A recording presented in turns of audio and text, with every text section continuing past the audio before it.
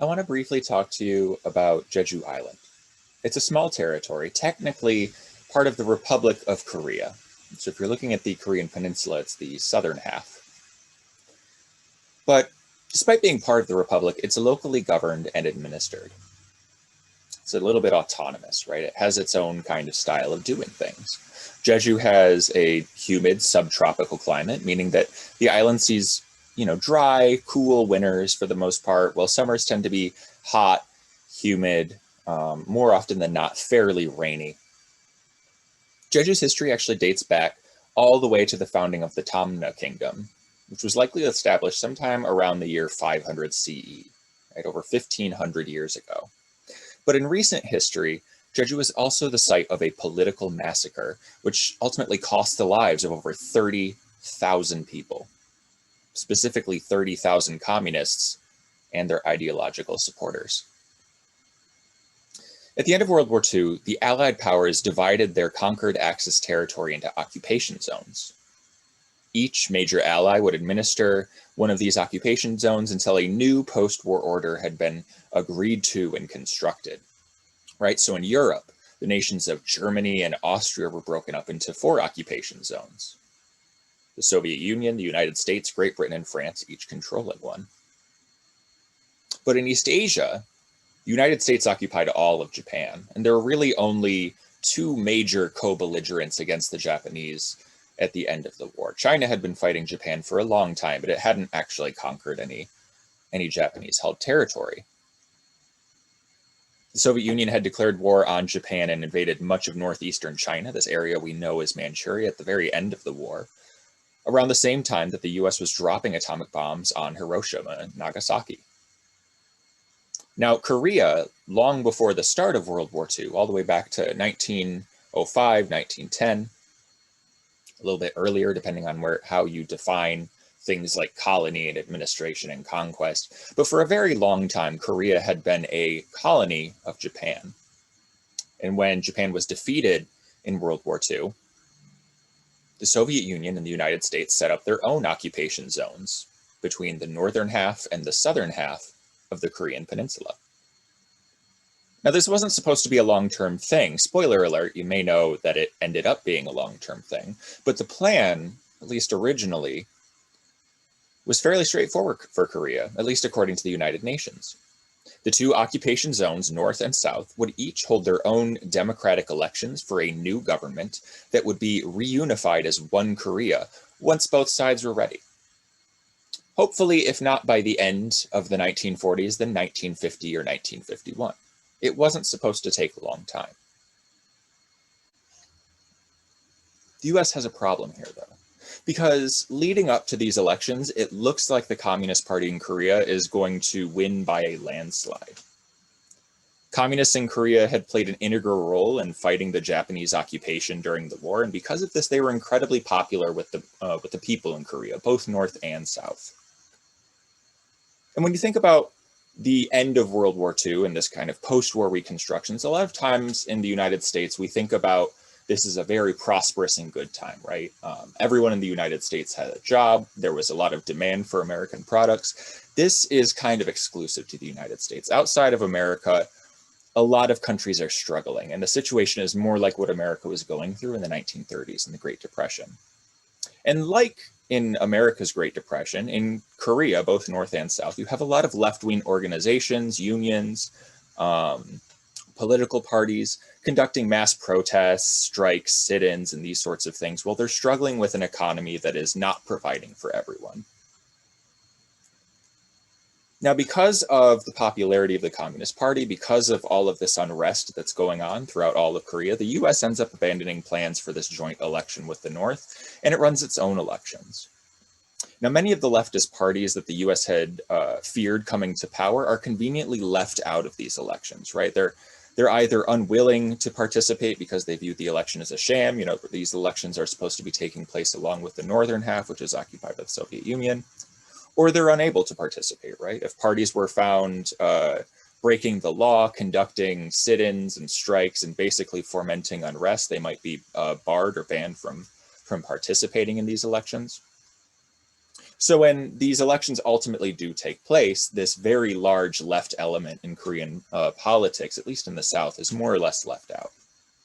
Now, when news of these separate elections reaches the Koreans on Jeju Island, fuel's kind of added to the fire, and leftist political action just only gets more intense, right? People get louder, they get angrier, violence kind of goes into an upswing. And now they're aimed directly, not at sycophantic employers and people who are kind of oppressing the peasantry by increased rents and these other sorts of traditional problems, but they're directly aimed at the government. And in 1948, Syngman Rhee, who was the U.S. kind of installs him as the provisional head of the government in the South until these elections can take place. Syngman Rhee imposes martial law on the island as part of a widespread anti-communist crackdown. Now, what began with sit-ins and arrests quickly escalates when police start firing into crowds of protesters. Protesters, of course, would show up in even greater force at the next demonstration. More people would be killed. Soon this devolves into skirmishing and fighting, kind of a guerrilla-style war. And by the time the communist uprising on Jeju Island is put down in 1948, at least 30,000 residents of Jeju were killed. That's 10% of the island's population. Now, this all happened during the campaign. Another 40,000 or so left for Japan, where there is a huge Korean expatriate community there still today. And some historians actually put the real number of those killed in the Jeju Uprising closer to 100,000, which would be about a third of the population. Now, after the Jeju Uprising is put down, these elections are ultimately held in South Korea, and perhaps unsurprisingly, Syngman Rhee wins. He becomes South Korea's first president. Now, despite having these elections, as you might have pointed out necessarily, if you ban entire political parties, and you murder, tens of thousands of people right before an election because of, fears of the citizens that maybe this election isn't really representing the will of the people, it's kind of hard to call South Korea a democracy. Most often people recognize that South Korea kind of turns in a democratic way and adopts a more democratic government sometime in the mid-1980s. The incident on Jeju Island and these wider anti-communist crackdowns that's taken on by this undemocratic, essentially, government during this time leads the northern half of Korea to kind of abandon any hopes of negotiating with the South for unification. Now, it's worth pointing out that in 2006, the government of the Republic of Korea, that's South Korea, did officially apologize for the massacre and promised to give reparations out to any of the survivors who had suffered as a part of these killings in Jeju and elsewhere in South Korea. The South Korean police and the South Korean Defense Ministry, which is kind of like the military, they also apologized for their role in the killings for the first time in 2019, like a year and a half ago. Now, for American students who are living in and around Detroit, Michigan, this incident might seem relatively minor, especially when we look at the entirety of the Cold War, right? This conflict that involves the entire world, that stretches for entire decades. And maybe it's for that reason that people in the US don't know about it. Another reason, though, that we might avoid talking about things like the Jeju Uprising and massacre is because the event kind of makes the US, or at least allies of the US, look like the bad guy, right? It's really hard to defend the impromptu murder of tens of thousands of people because they politically disagree with you, even if, you're trying to save a country from democratically electing a communist government. Regardless of if you think the US and South Korea followed the right course of action here or not, I think that Jeju Island serves as a really good example of a debate that sits at the heart of a lot of Cold War history. And that is, how did the Cold War start, and who or what is to blame for it? Now, I'm usually going to try and start these asynchronous lectures with a bit of a quote, and today's quote is by this very long-named man. He's a Georgian, down at the bottom. And he says, "Hitler seems to have tried to say peaceful things, but he sprinkles his peacefulness so plentifully with threats against others that nothing remains of his peacefulness. Even when he wants to speak of peace, he cannot avoid uttering threats." That individual, of course, is Josip Bessarianos de Jugashvili. Again, you might not recognize the name behind that quote. That's because he's more commonly referred to by a much more widely known name, Joseph Stalin. Now here, Stalin is discussing why the USSR can't trust Nazi Germany. This is even though these two countries signed a non-aggression pact in 1939. In 1941, in June, Nazi Germany breaks that non-aggression pact and invades the Soviet Union as part of this grand Operation Barbarossa. Throughout history, politicians have invoked a love for peace and diplomacy, even when they're engaged in warlike acts or are planning war, as a way to justify aggression that undermines peace. And the Cold War is no different in this trend. And neither was Stalin, right? Here he is kind of lambasting Hitler for his ability to talk about peace while he prepares to declare war on people. But Stalin also loved a good warfare every now and again himself. Throughout the conflict, both World War II and now into the Cold War, both the capitalist United States and the socialist Soviet Union would claim that they stood to defend peace and freedom, while their rivals posed the greatest threat to humanity. The Cold War, if you were to ask them, was never their fault. Both sides would argue this, but whose fault really was it if we look at it objectively? That's going to be the heart of today's lecture. So here's a brief outline. We'll take a look at a couple of different arguments, who's at fault for the Cold War, and then we'll kind of evaluate a little bit. We'll take a closer look at what the Soviet Union is doing at this time, at the start of the Cold War. We'll take a closer look at what the United States is doing. And then we'll kind of step back for a moment, and we'll look at the Cold War as it's developing outside of Europe. A lot of times in Cold War history, we fall into this trap of what's known as Eurocentrism, or centering Europe at the heart of everything. In early Cold War history, a lot is happening in Europe. So a little bit of Eurocentrism is unavoidable, but the Cold War is also affecting change elsewhere, and we should take a look at that. And then we can come back and really evaluate, well, based on the arguments and the evidence, who was at fault? So the three arguments we're going to be looking at, right? One puts greater emphasis on the Soviet Union, right? It was Soviet hostility and the desire for communist expansion. That's what caused the Cold War. The US had to respond to Soviet aggression to protect the freedom of people from communist tyranny. This is the history you may be most familiar with. Counter argument is that American capitalism and Western imperialism, in its desire to conquer new markets and gain new riches through trade and international exploitation of impoverished people, that is what eventually leads people to rise up against capitalism and fight for socialism. That is why the Soviet Union had to respond to the United States. So the American capitalism is the reason that we had the Cold War. That argument you might be a little less familiar with, of course, if you're on message boards where incredibly inept political people like to post all of the time, you might be more familiar with that argument. A third one is communication and distrust, right? Maybe neither side is entirely to blame, but maybe both sides were misunderstanding each other's motives and kind of acted unduly in a way that led to conflict.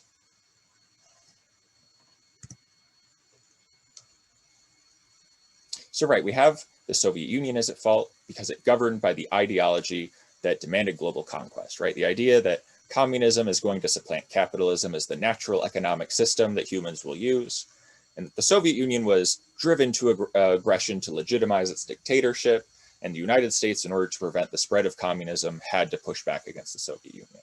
Kind of a repeat of what we've already said. I do that a lot in these slides.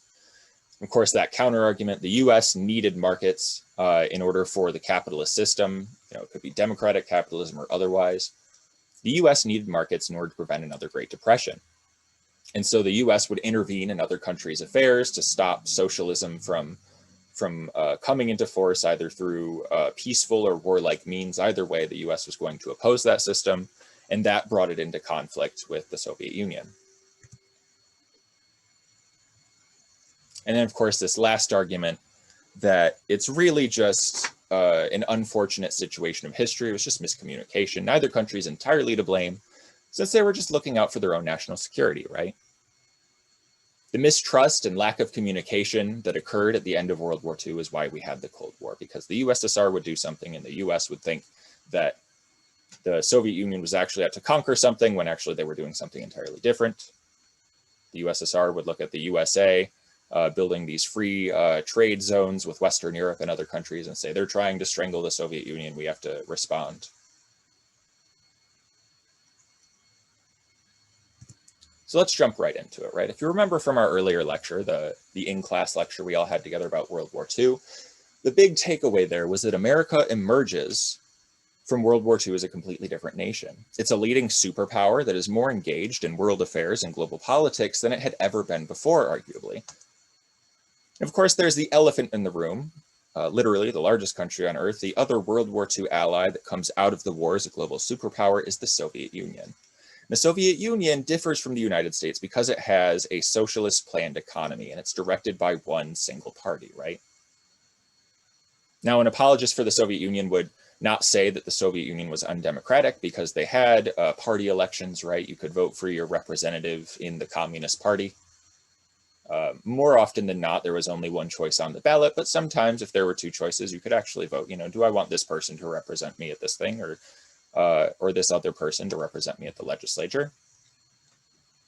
They all had to be communists, so like how much freedom is really there? You have to take it with a grain of salt. But the big disagreements between the two is that in the Soviet Union, it's a one-party state, the economy is planned, and America has a much more hands-off approach to things.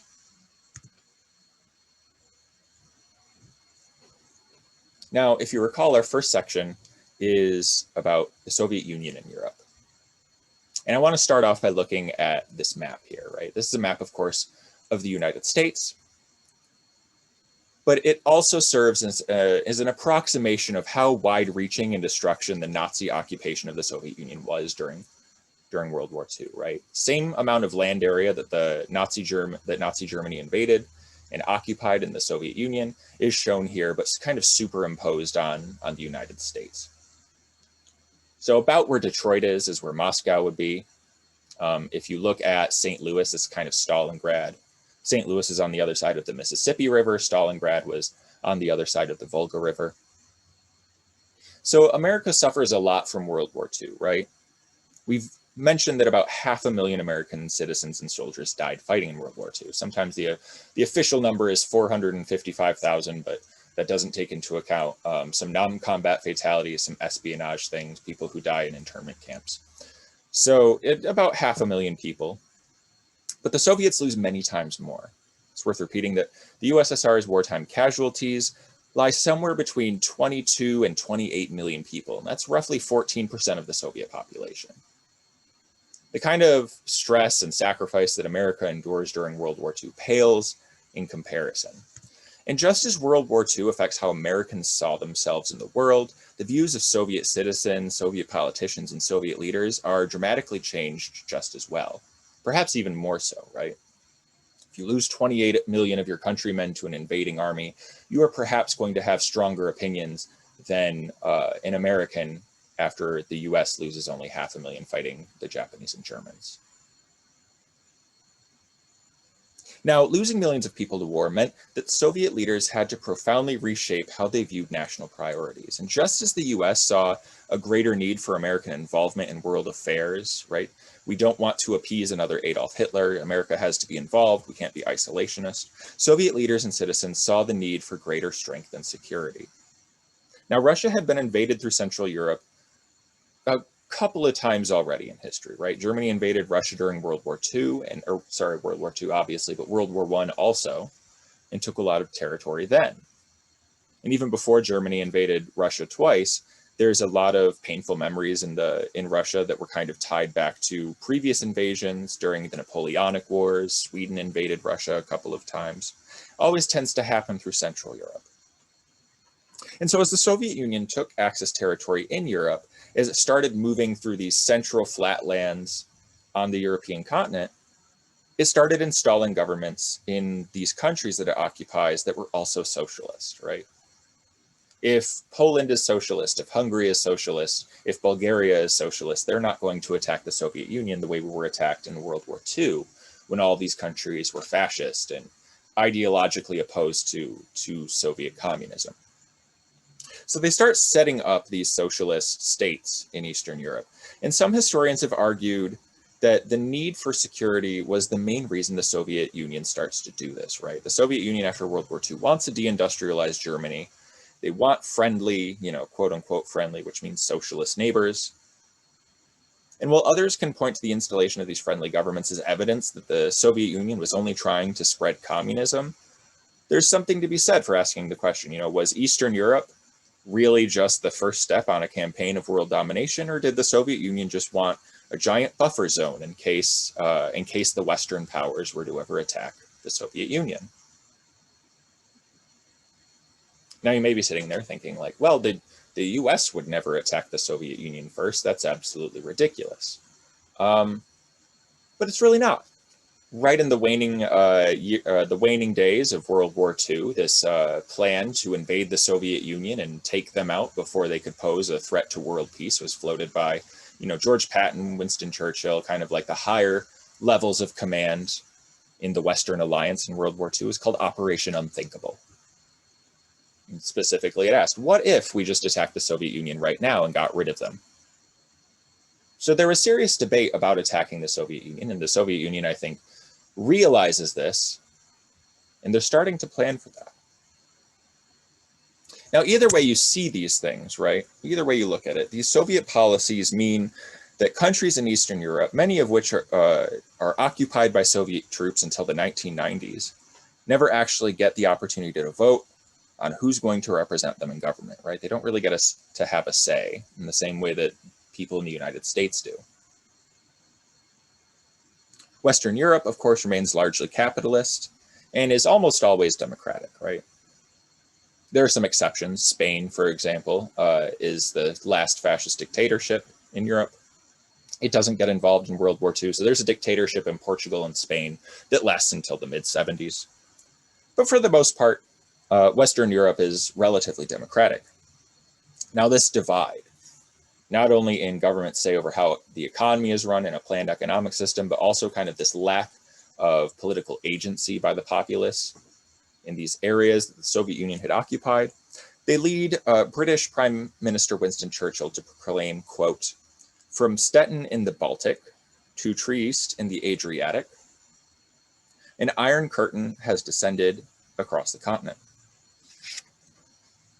From that point going forward, the term Iron Curtain is going to be widely used to describe the non-democratic countries that are more or less controlled by the Soviet Union. Now there's control of scale. Yugoslavia, which was in the Balkans, famously is able to kind of freely escape Soviet control. Same thing with Albania.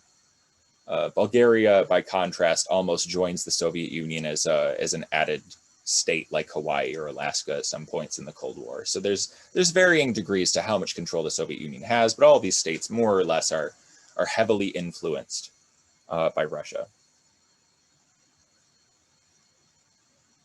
The two sides of the Iron Curtain are formalized when the Western Allies form what's called the North Atlantic Treaty Organization, or NATO. Not to be outdone, the Soviet Union responds with their own alliance. They call it the Warsaw Pact, very creatively named because it was a pact signed in the Polish city of Warsaw. NATO and the Warsaw Pact are both what we refer to as collective security treaties. That essentially means that everyone signing these treaties agrees to a system of mutual defense, right? It's like in the third grade, if you're friends with two people and one of your friends gets punched in the face by the schoolyard bully, you all agree that you're going to step in and defend your friend. That's kind of, pardon the pun, an elementary way of explaining NATO and the Warsaw Pact. Now, American politicians saw the solidification of the Iron Curtain as proof that the Soviet Union was trying to conquer the world. It was consolidating its power in Eastern Europe, and it wasn't going to leave. And so they created NATO, right? If the Soviet Union is going to exert power and it's going to try and conquer the world, then we're going to defend ourselves. On the contrary, Soviet leaders see the creation of NATO as a plan to eventually destroy communism. And so the Warsaw Pact is formed later. The Warsaw Pact comes after NATO, even though the Iron Curtain had long been established by them. And so the Warsaw Pact, like NATO, promises its allied governments in Europe that if there are any attacks against them, that the Soviet Union is going to intervene, right? Hungary, if the capitalists attack your revolutionary republic, the Soviet Union will defend you. That's actually kind of what happens, right? In 1949, There's a communist government that comes to power in Hungary. It's largely installed by the Soviet Union. Most countries in Eastern Europe have their government basically just installed by the Soviet Union. There are some exceptions. Yugoslavia, Albania, they kind of more or less liberate themselves from the Axis. And so their governments are influenced less heavily. Czechoslovakia famously elects communists into power, and then the communists just don't allow elections to happen again. The Warsaw Pact looks at an uprising that occurs in 1956 in Hungary, right? 7 years after this government takes over, people get tired of it and they try to overthrow it in 1956. And the Warsaw Pact nations come together and they denounce the uprising as a capitalist plot to overthrow the government. And they all kind of lead a joint invasion of Hungary and put down the rebellion. Now, if you're the Soviet Union looking at the situation in Hungary, there might be legitimate fears that this is some kind of capitalist plot to get rid of socialism in Hungary.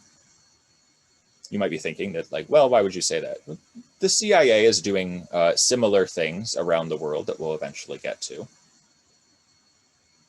But to the Western nations, when the Soviet Union invades Hungary and puts down this uprising, they view it as just further example of the kind of Soviet barbarism that is imposed on free nations and the need of NATO to kind of rally around and defend itself from future threats.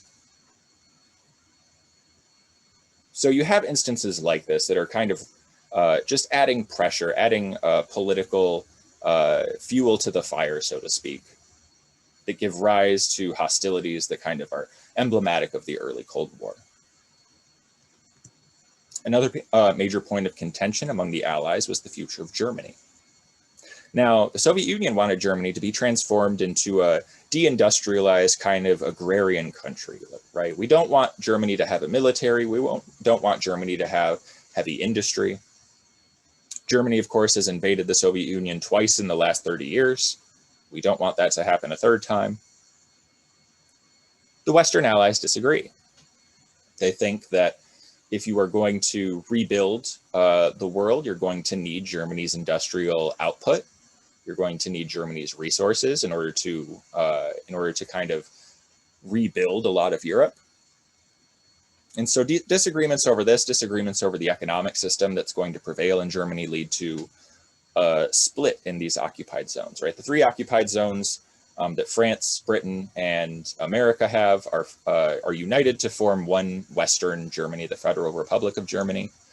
The Soviet Union, again, kind of takes its own half of Germany, or its own fourth of Germany. It says, well, this is going to be the German Democratic Republic. This one's going to be socialist. The city of Berlin is also, as kind of the capital of Nazi Germany, is similarly divided into occupation zones. And since it was at the heart of East Germany, Berlin serves as a pretty convenient way for East Germans to escape the country, right? As it turns out, it's really hard to rebuild an entire country when you don't have any sort of like exchange of commerce and everything is just planned by the government only. East Germany's rebuilding of itself is going a little bit slower than what's going on in West Germany for a couple of reasons we'll cover in a little bit. But East Germans start to leave, right? They start to get into West Berlin, where these allies have occupation zones, and they start to move out of East Germany. Now, this does not look good for the Soviet Union. A lot of their most skilled workers, technicians, people who have STEM degrees, these sorts of things, they're losing a lot of the engineers and mathematicians who are going to make rebuilding the eastern half of Europe that the Soviet Union has occupied. They're going to make rebuilding, their leaving is going to make rebuilding that much more difficult. So, to prevent the flight of these skilled workers from leaving the country, the Soviet Union seals off the city and tries to get the West to abandon it. Right? They close all the railroad tracks, they close all the roads leading into West Berlin, and they say, you can't send in food, you can't send in coal, you can't send in gas, you can't send in any resources for the city. We're just going to starve West Berliners out. NATO responds with the Berlin airlift. Over the course of over 400 days, Britain, France, and the United States, fly supplies into the city by air, is known as the Berlin Airlift. And this eventually forces the Soviet Union to give up on blockading the city, right? We don't want to provoke another world war over the city of West Berlin. It's really just half of one city. It's not worth starting another world war over. And so instead they decide to build a giant, what they call anti-capitalist protection barrier. We of course know it as the Berlin Wall. The idea being if you put up a giant wall around West Berlin, then East Germans won't be able to get out of East Germany, and that way you have more workers to build your socialist paradise. Outside of East Germany and the Soviet sphere, the Berlin Wall stood as a pretty poignant symbol of the repression that the Soviet Union relied on to keep its allies in check. The Berlin Wall is another example of kind of how the Soviet Union and the United States are looking at two things differently, right? The Soviet Union doesn't want people to leave. We need everyone in this country to help rebuild it.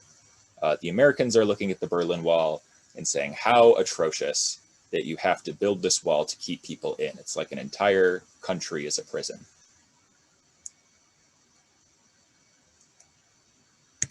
So we've talked about the Soviet Union in Europe a little bit, right? They put up a lot of admittedly undemocratic socialist governments in power, but you could argue that it's in defense of the Soviet Union's national security. We need a buffer state because we keep on being invaded, and we don't want to be invaded again. We should take a look at the United States. Now, the United States, as you'll recall, after World War II, a lot of Americans see their nation as having that different role in the world than it had before, right? We mentioned this earlier. Appeasement and isolation, it was argued, contributed to the rise of Adolf Hitler and the spread of fascism in Europe. And so if Americans wanted to avoid a repeat of the past, they would have to step up and confront aggression when it occurred, instead of waiting for diplomacy to solve these kinds of disputes. Now, America began pushing back against Soviet expansionism in Eastern Europe using a number of different tools. NATO was one, of course, right? If the capitalist countries of Western Europe agreed to defend one another if they're attacked by the Soviet Union or any other communist, then the Soviets are going to be less likely to expand their scope of influence, right? It's really hard to pick a fight with 20 people at the same time. It's probably not worth it. With Soviet leaders refusing to withdraw troops from Eastern Europe, some feared that a new world war was just over the horizon, right? In order to prevent that war, the United States would have to commit to containing communism to the places it was already in and not allowing it to spread further. Now, this policy is known as containment.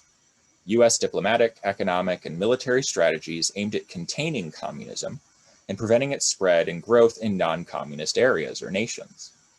While containment could take the form of military cooperation, containment can also take the form of economic assistance to other countries so that communists don't become powerful enough to take control through peaceful means. Containment is one of four main approaches the US is going to use throughout the Cold War to answer challenges posed by the Soviet Union and international communism. The others are rollback, brinksmanship, and détente. We'll talk about rollback in a little bit, but brinksmanship and détente we'll come back to later in the semester. Now, the first challenge to containment came in Greece, where after World War II, a civil war between the king and his communist opponents had kicked off. Now, the communists, as was the case in Korea and a lot of other places in the world during World War II, the communists had led a resistance against the Nazis. And because of this, they were pretty popular among poor Greeks, a lot of the working population. And because of that popularity, it looked like the communists were about to win the Civil War. The US and Britain feared that losing Greece would be a strategic blow to them in the Mediterranean. You can't see it on the map here, but Greece is just north of this very crucial waterway called the Suez Canal, right? A lot of shipping goes through the Suez Canal into the Mediterranean from the Arabian Sea, so it doesn't have to go all the way around the continent of Africa. Africa is huge, and if you have a lot of socialist countries around the Suez Canal, it makes it incredibly expensive to ship things from Europe to, say, all of the colonies that Europe has, or vice versa, right? So the USSR, meanwhile, it's worth noting, did not provide any aid to the Greek communists. This doesn't mean that the PKK, the Greek Communist Party, didn't ask for it, But Greece didn't border the Soviet Union. And it wasn't seen as incredibly important to folks like Stalin, who were busy running the Soviet Union and reindustrialization efforts after the World War. Now, some historians have speculated that the Soviets withheld aid to the Greek communists specifically because they wanted to maintain the wartime alliance, right? They wanted to maintain good relations with the West. They told the West that they wouldn't get involved in Greece, and so they stuck to that promise. Other historians have claimed that that gives the Soviet Union a little too much credit. It's more likely that their resources were just spread too thin in order for them to help the communists in Greece. So this is widely debated, but it is an argument that exists out there. Now, Truman wanted to aid the Greek government but he needed to secure approval for funding from Congress. Congress is a convenient stopgap for government spending a lot of the time. In order to self-funding the Kingdom of Greece to Congress, Truman wrote a speech which was, in his words, designed to, quote, scare the hell out of the American people. The resulting 18-minute speech that he delivered on the floor of Congress outlined containment as a U.S. policy, and it's since become known as the Truman Doctrine.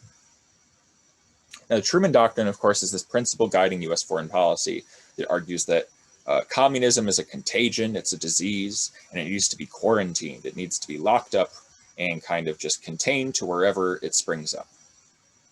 It can't be allowed to get out any further, because if it does, then it's only going to always kind of want to spread even more. Now, the Truman Doctrine is first used to justify funding anti-communist programs in Greece and also Turkey, which is going through a similar situation at the time, but is soon applied elsewhere. So outside of Greece and Turkey, right, the US has other reasons to fear Soviet expansionism, or if not Soviet expansionism, just the growth of communism overall. In 1946, for example, partly due to a slow post-war economic recovery, but also because of an incredibly unusually bitter and cold winter, the French economy is not performing well, and in 1946, the French Communist Party wins over 30% of the popular vote in national elections. The Communist Party in Italy, at the same time, was enjoying relatively about the same amount of popularity, and it made Western powers fearful of communist revolutions there too.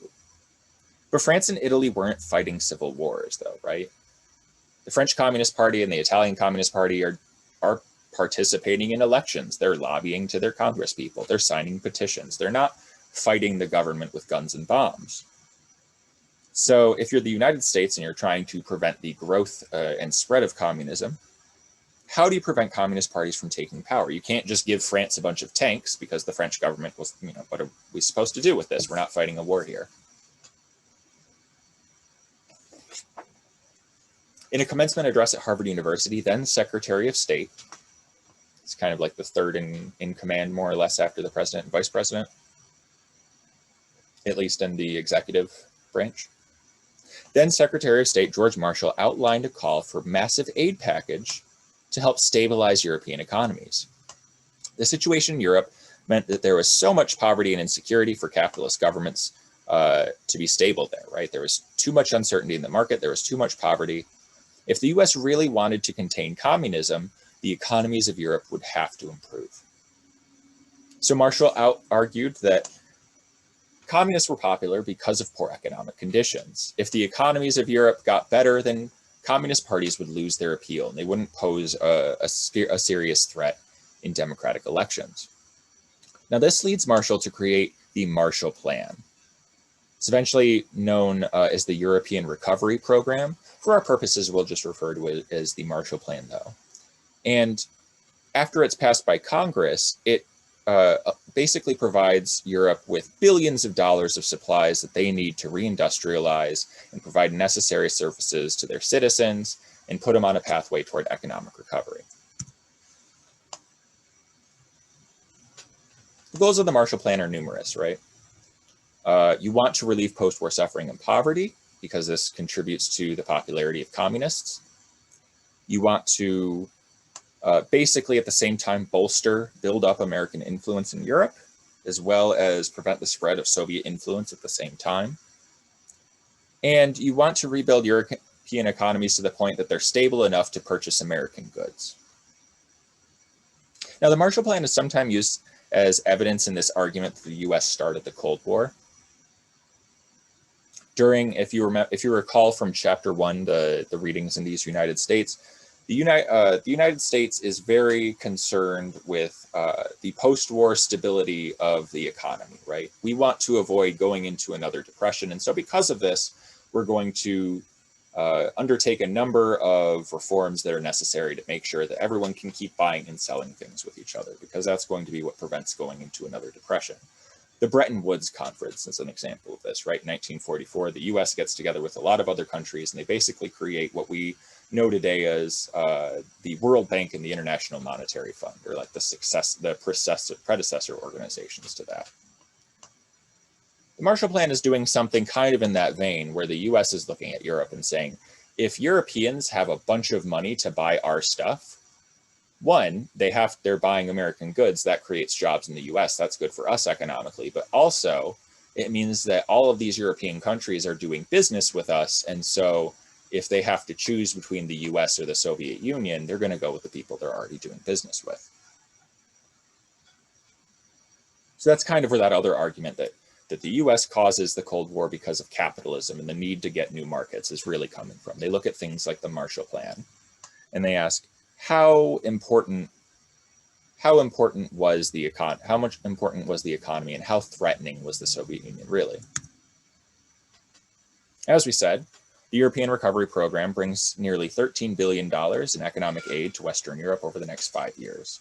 Most of these funds go to the UK, France, West Germany, and Italy, right? France and Italy being those two countries that are particularly threatened by the communists.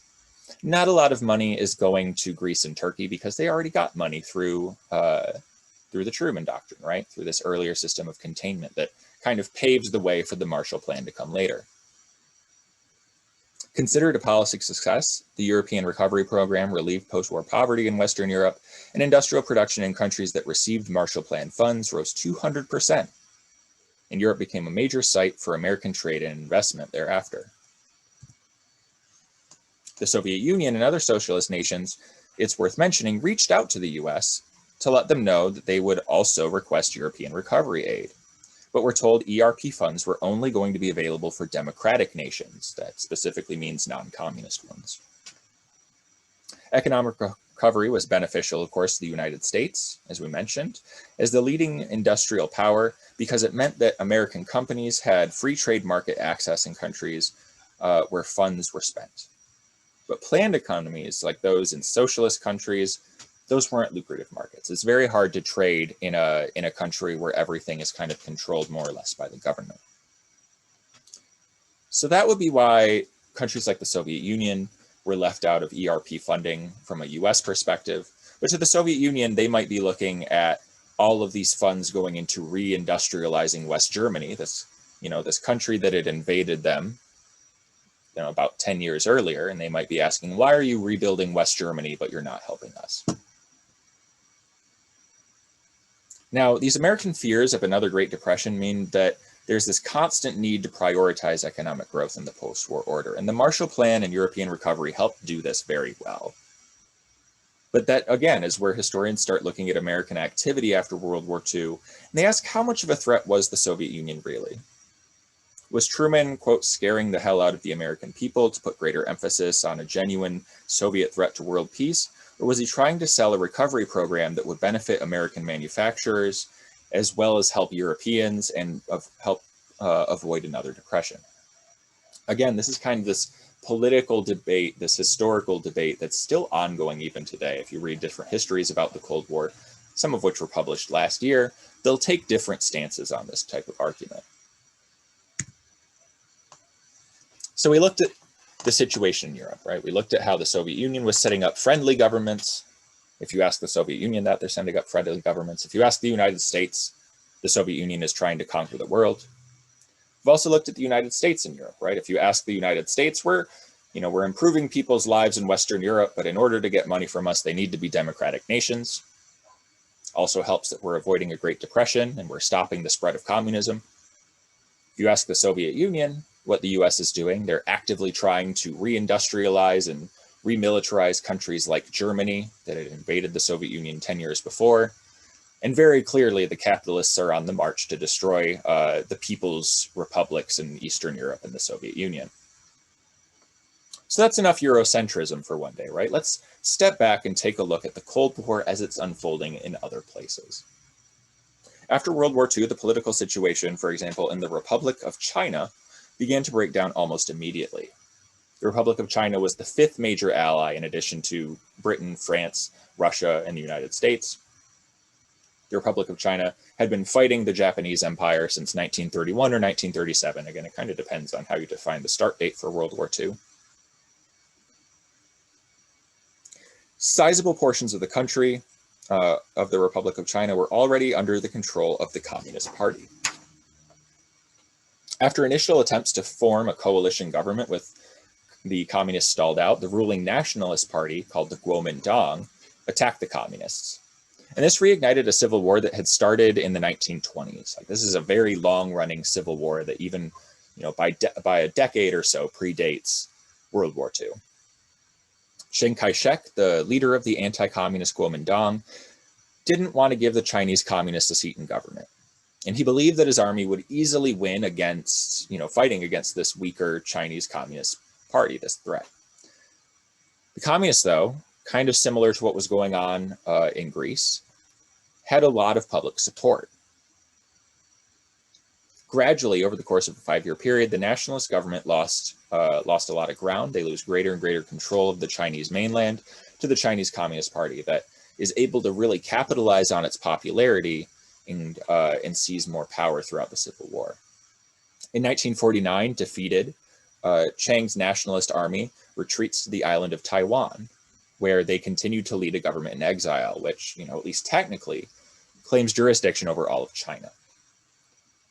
The Chinese communists establish a government on the mainland called the People's Republic of China, and that government similarly claims authority over Taiwan. If you ask them what Taiwan is, they'll just say it's a province in rebellion and we're going to retake it eventually. The two governments refuse to recognize one another to this day. So every now and again, you'll hear about something happening in the South China Sea.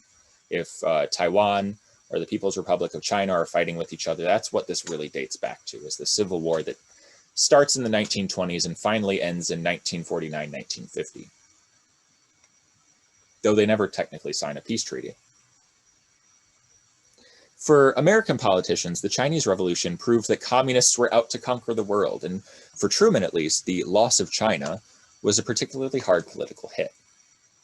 It's really hard as the President of the United States at the start of the Cold War, during the Red Scare, during the emergence of tensions with the Soviet Union and international communism, when a fourth of the world's population just goes communist.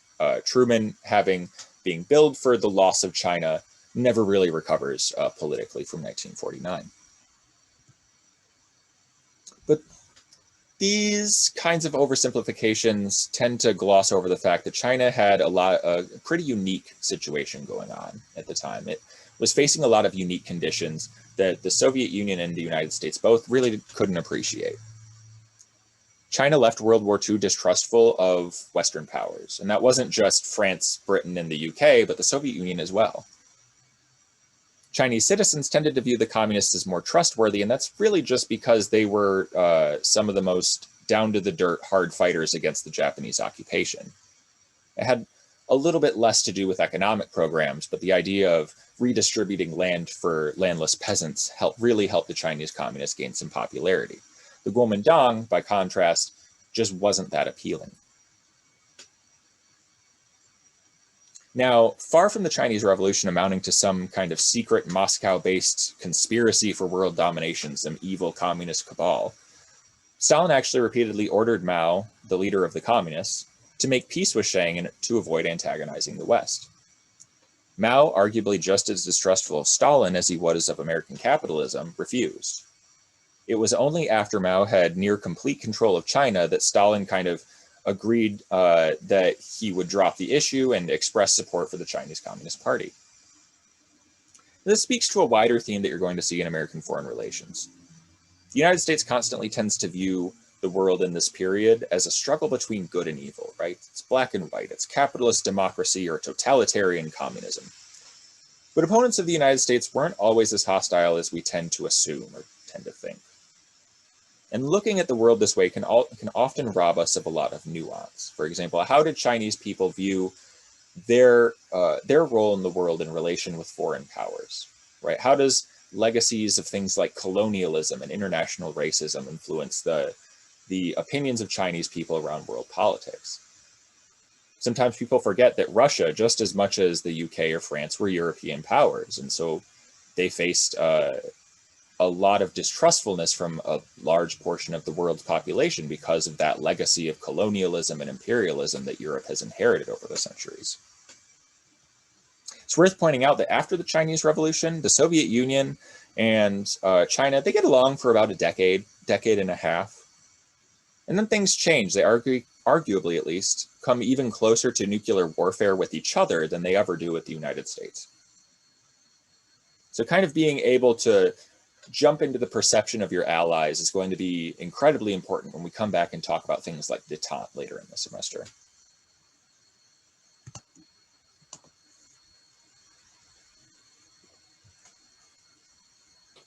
So while the Chinese Civil War is ongoing, tensions are ramping up on the Korean Peninsula. Following Japan's withdrawal from Korea, the Soviet Union occupied the northern half of the peninsula, as we said when we were talking about Jeju Island.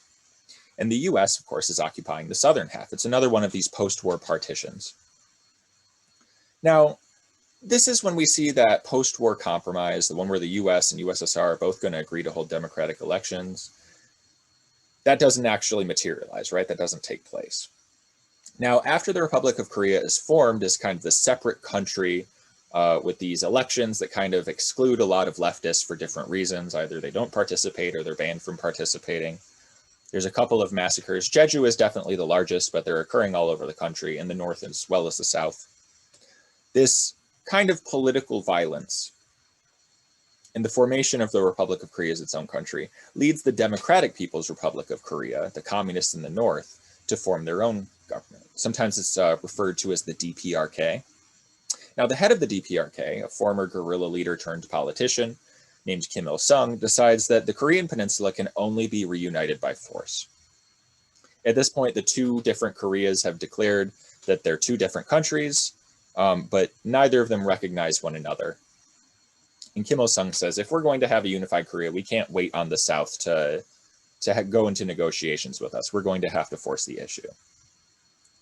So as we said, skirmishing is already kind of going on between these two factions, and it gradually over 1948, 1949, just intensifies further.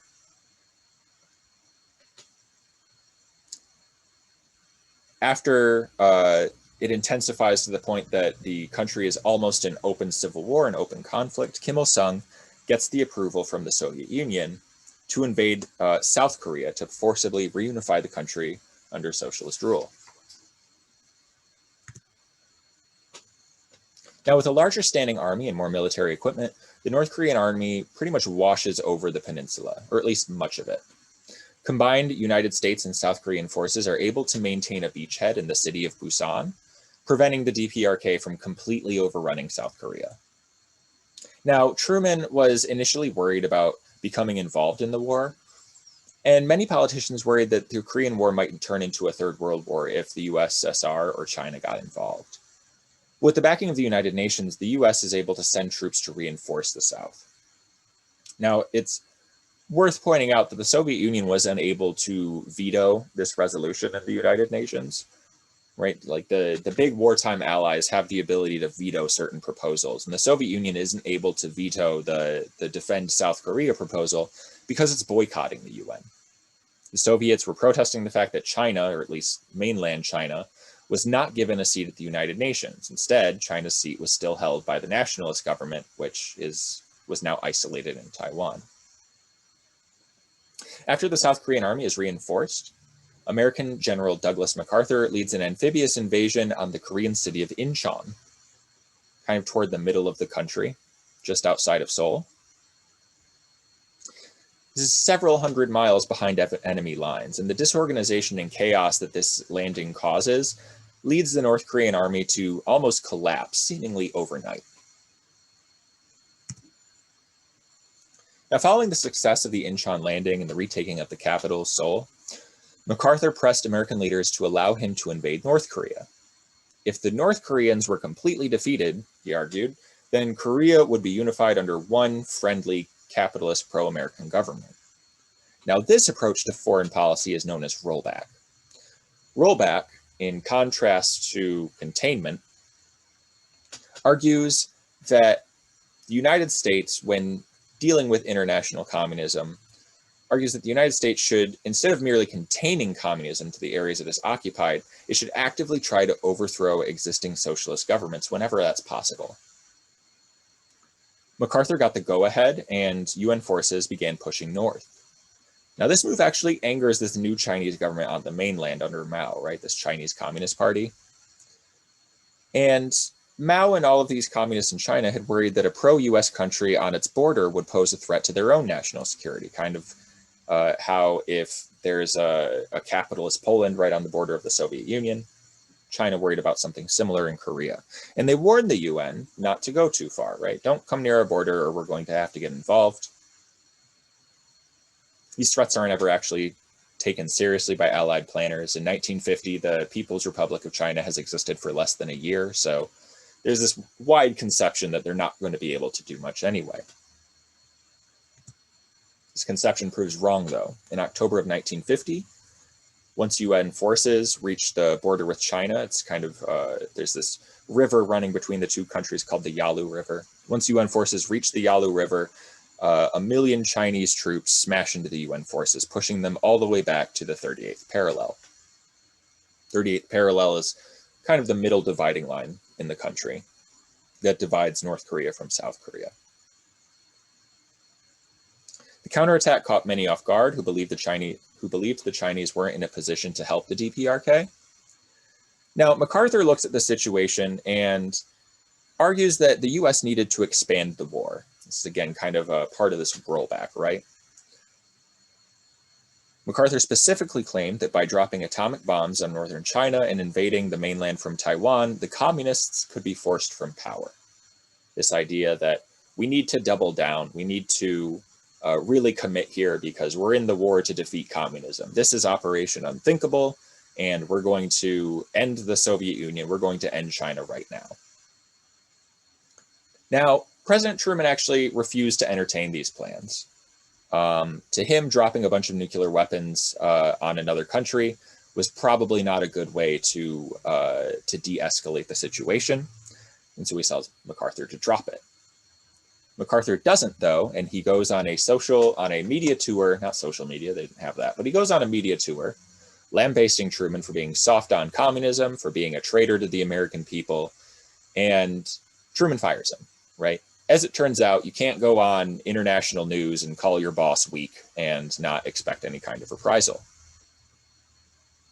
Now, Truman takes a pretty bad hit to his public opinion polling for doing this, right? A lot of Americans actually supported MacArthur's plan to nuke China and get the US involved in a massive ground war in Asia.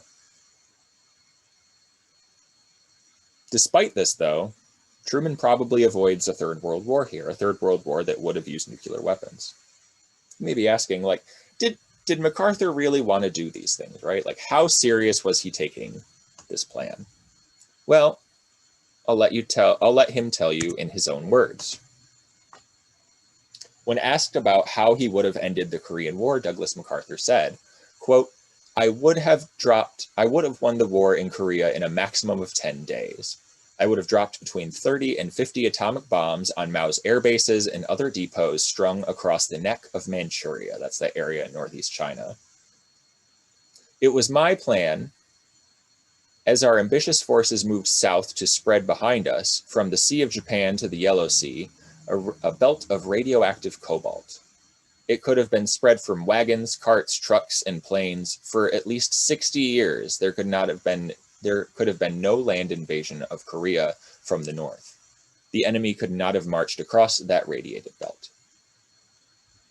So very specifically, right, we want to spread nuclear fallout to entire swaths of the world to prevent communist troops from moving into Korea ever again. Kind of it's the axiom, using a cannon to kill a fly type situation. Ultimately, Truman and his successor, Ike Eisenhower, decide on a different plan. They use U.S. airplanes to effectively bomb North Korean troops, prevent the DPRK from rebuilding its army or its industries. But because so many Chinese soldiers are arriving in Korea, they are able to prevent from the U.S. They are able to prevent the U.S. from getting rid of the North Korean state entirely. In 1953, the two sides signed an armistice, temporarily ending the conflict, though North and South Korea technically remain at war because they never sign a formal peace treaty where they recognize one another. North Korea, it remains incredibly hostile toward the US for its role in the war, and today the border between North and South Korea is the most heavily fortified border in the world. So again, when you hear about things going on the Korean Peninsula, sometimes a passenger boat will be sunk off the coast. Sometimes North Korea will test out a new rocket that's really maybe an ICBM in disguise. That all kind of dates back to this 1950 to 1953 war. The Korean War is sometimes known as the Forgotten War. It's because the war didn't receive a lot of media attention when you compare it to larger conflicts like World War II or Vietnam. And it didn't really have a similar resolution that World War II and Vietnam had. The country is still divided, of course, still technically at war. Historians who argue that the US is at fault for the Cold War and historians who argue that the Soviet Union is at fault for the Cold War will view the Korean War differently, right? Historians who put more of the blame for the Cold War on the United States will point to the fact that the situation in Korea leading up to the Korean War more closely resembled a civil war than a formal invasion, and the US probably didn't need to get involved. It might also remind us that the government of South Korea was largely undemocratic until the mid to late 1980s, which suggests that freedom wasn't really America's highest priority when it got involved in the conflict. It was more really about keeping markets open to American investment.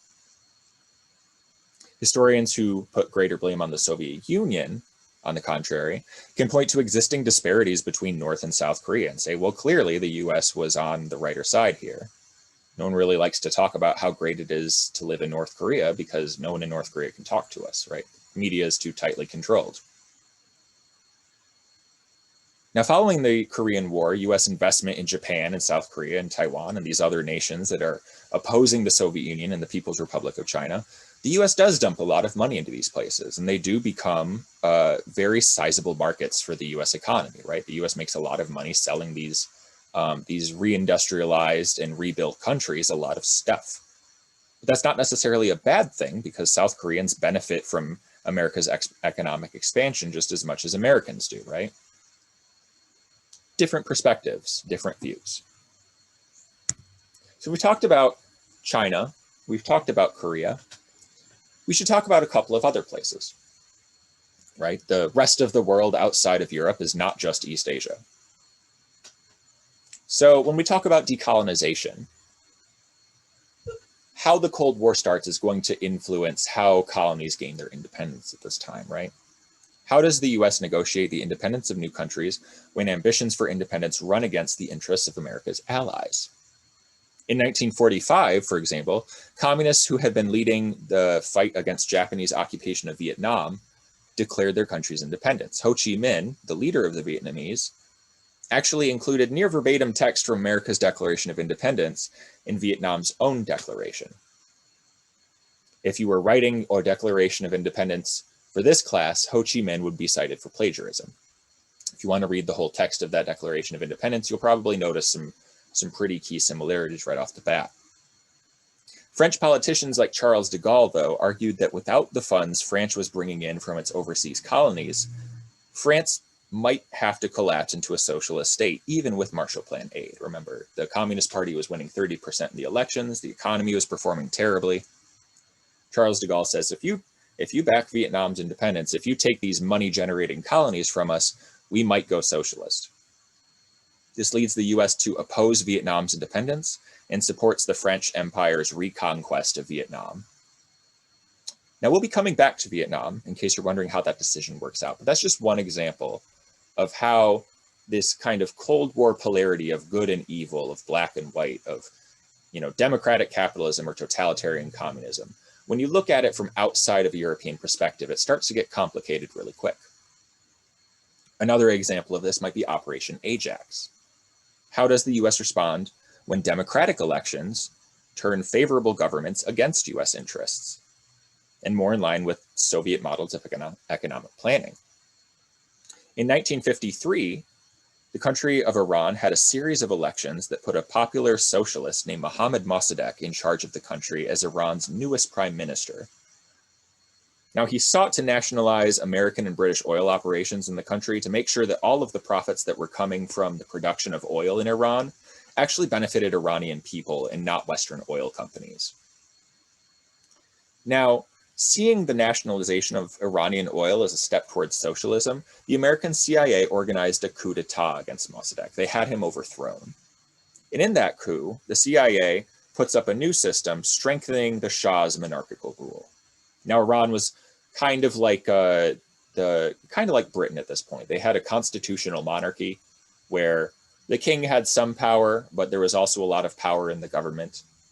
After the coup from Operation Ajax, this government is dissolved entirely, and the Shah just takes over. Now, the Shah, as it turns out, would eventually become widely unliked because his regime became well known for its use of state terror and torture of political opponents to keep control over the country. The Shah would be in charge until 1979, when he's eventually overthrown in an incident known as the Iranian Revolution. And we'll come back to that also because the Iranian Revolution is just as the Vietnam War is. It's not great for the United States. We'll leave it there for now. But in the interim, until 1979, corporate oil interests and the wider free market are going to be safe in Iran, albeit at the expense of, people's political freedoms. And then the last thing I want to look at with you all is Operation PB Success. How does the United States respond to humanitarian reforms that directly oppose the profitability of US companies in Latin America and other parts of the globe? In 1944, this is, before the end of World War II even, there is a dramatic revolution in the country of Guatemala. Guatemala is kind of south and east of Mexico. It's in Central America. There's a dramatic revolution in Guatemala, and this lasts until it concludes almost a decade later. In 1954, there are new democratic elections. The uprising toppled an earlier military dictatorship and installed a new president, Jacobo Arbenz. The new government introduces a lot of reforms, like a minimum wage, universal suffrage, the idea that everyone has the right to vote, and they turned Guatemala into a democracy. After these initial changes, Arbenz begins to institute land reforms, which granted property to the largely landless peasants. Now, Arbenz and his revolutionaries were disliked by the US federal government because, being predisposed in the Cold War and all of these tensions between the US and USSR, the US sees what's happening in Guatemala as another communist plot. This perception really kind of gains ground after Arbenz legalizes the Communist Guatemalan Party of Labor, right? I disagree with the communists, but they might have a right to speak, share their ideas. This rubs the US the wrong way. And the United Fruit Company, which had been a major landholder in Guatemala before the revolution, their highly profitable businesses have been affected by this end of exploitative labor practices. They go to the federal government and they lobby the US to overthrow the Guatemalan government. And that's what they do. In order to prevent the spread of communism, the CIA launches Operation PB Success. The democratic government of Guatemala was overthrown and replaced by a new military dictatorship, and many of the reforms that Jacobo Arbenz had initiated over the previous decade were undone. While this meant that communism would not take root in Guatemala, it also meant that Guatemalans lost all of their political rights and freedoms that had been gained during the revolution. And it actually kickstarts a 30-year civil war that won't end until the 1980s. So remember earlier when I mentioned the idea that the Hungarian uprising, the Soviet Union thought it was a CIA plot? That's laughable to us today, because looking back on the Hungarian uprising in 1956, it's easy to say, well, obviously the CIA wasn't involved in that. We know now that that was a legitimate uprising against the socialist government there. But the Soviet Union, looking at things like Operation Ajax, Operation PB Success, the US supporting the French retaking the colony of Vietnam, we have to admit that there's evidence There is evidence that exists for the Soviet Union to look at what was happening in Hungary and to respond to it in a way that might have been disproportional, right? So this brings us back to our argument. Who started the Cold War? Well, it depends on who you ask. Someone who says the Soviet Union was at fault, right? The Soviet Union was at fault. The USSR's communist ideology meant that even if they didn't want to fight the Allies right away, they would eventually have to seek the end of capitalism. The installation of socialist governments in Eastern Europe and the invasion of South Korea all strengthened Soviet power and needed to be opposed by free nations like the United States. So some examples that you can rely on if this is your stance that the Soviet Union was at fault. You could point to the Berlin Wall. The Berlin Wall is evidence that the Soviet Union is at fault. The invasion of Hungary, the Korean War, specifically the North Korean invasion of South Korea. These all would show that the USSR was opposed to peace with the capitalist West. You might be coming at it from the other perspective, right? The United States was at fault. The American economy needed foreign markets to sell manufactured goods to in order to avoid another Great Depression. Because of planned economy's limited potential for trade, the US had to fight the expansion of socialism, regardless of if it was peaceful or not. Containing and rolling back socialism meant that the US had to fight the Soviet Union. The Truman Doctrine, the Marshall Plan, and the involvement of the US CIA in countries like Vietnam, Iran, Guatemala, and the US participation in the Korean War would all show the US as the first aggressor. Maybe it was miscommunication and misunderstanding, right? Maybe the USA and Soviet Union both had legitimate fears for their own continued prosperity and security. And when these interests came into conflict with one another, both sides adopted extreme responses out of unfounded fears about what their rivals were doing. American support for the Kingdom of Greece, escalation of the Korean conflict into open war, and invasion of countries like Hungary all demonstrate that both the US and USSR maybe overreacted and needed to communicate better. Now, this isn't one of these questions that's going to show up on a test because I hold that we don't really know who is to blame for the Cold War. I have my opinion, and I'm sure you have your own opinion. As long as you can point out evidence, if you can point out historical facts and data that back up your view, then it's worth considering. If that kind of topic is interesting to you, then you're actually in luck, because the question, who is responsible for the start of the Cold War, is going to be one of the discussion board prompts that you'll be able to answer to. And that kind of leads me in to this end of lecture reminder, right? Just to make sure everyone's up to speed, they know what they need to do by the end of the week. There will be 4 of these discussion board prompts. You need to post responses to 2 of them. Remember, they each should be about 300 words apiece. And make sure you come back later on if you're posting early, or if you are posting a little later. You can probably do this right away, but make sure you respond to 2 of your classmates. Make sure you post those discussion board replies. Those should each be about 150 words, right? A couple of sentences, something more substantial than yes, I agree. So make sure you do that discussion board work for that online participation credit. It's a big part of that grade, remember. And also make sure you're staying on top of your readings, right? So for the end of the week, try and have chapter 1 of These United States completed. Not a very long chapter, but it's very formative. It's very important. And also make sure you're staying on top of your reading. By the end of the week, try and have part 2 of your chosen autobiography read. If not read, listen to, right? We have those video files for you also. So, Born on the 4th of July, Asada and autobiography. Make sure you're a little bit past the midway point there, because if you'll recall, at the end of week 4, we're going to have that midterm book review. So staying on top of that reading is really going to help you with that. If you have some free time, or maybe you're coming into this class really knowing, history isn't really my strong suit, make sure you take advantage of the first extra credit film review. This is entirely optional. You don't need to do it if you don't want to. But the link to the documentary and the video submission page for you to submit your response are on Canvas for you. The first documentary you're going to be watching, if you choose to do these assignments, is Why We Fight, War Comes to America. It's a wartime production. It dates to 1945. It was one of these propaganda reels that was produced by the United States Armed Forces to to maintain support for World War II, right? We don't want a separate piece. We don't want to slide back into isolationism. Let's remind the people what we're fighting for in this war. So that is the optional extra credit film review, this first one. As always, if you have any questions, go ahead and send me a message on Canvas, particularly if it's urgent. That'll send me a push notification and I can respond pretty quickly.